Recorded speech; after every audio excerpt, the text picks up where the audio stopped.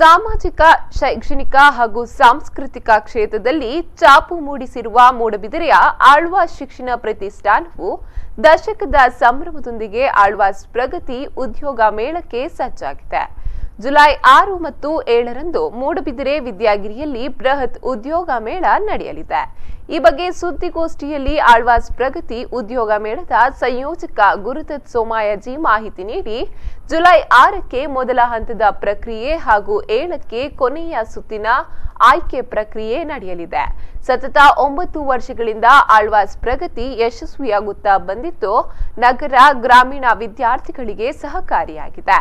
ಈ ಬಾರಿಯ 10ನೇ ಆವೃತ್ತಿಯಲ್ಲಿ IT, ITS, manufacturing, health care, pharma, ಮಾರಾಟ ಮತ್ತು ಚಿಲ್ಲರೆ ವ್ಯಾಪಾರ, ಆಟೋಮೊಬೈಲ್ಸ್, ಬ್ಯಾಂಕಿಂಗ್, ಹಣಕಾಸು, ಹಾಸ್ಪಿಟಾಲಿಸಂ, ಶಿಕ್ಷಣ, ಎನ್ಜಿಒ ಕಂಪನಿಗಳು ಭಾಗವಹಿಸುತ್ತಿದೆ ಎಂದು ಮಾಹಿತಿ ನೀಡಿದರು.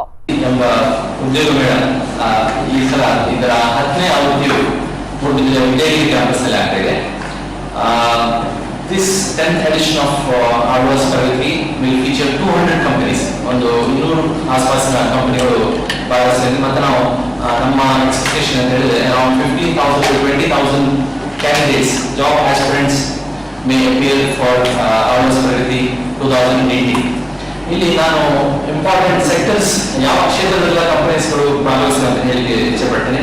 Information technology, IT, ITS, manufacturing, healthcare and pharma, sales and retail, automobile, banking and finance, hospitality, education and NGO. ಈ ಕ್ಷೇತ್ರದಲ್ಲಿ ಮುಂಚೂಣಿಯಲ್ಲಿರುವಂತಹ ಕಂಪನಿಗಳು ಆಳ್ವಾಸ್ ಪ್ರಗತಿ 2018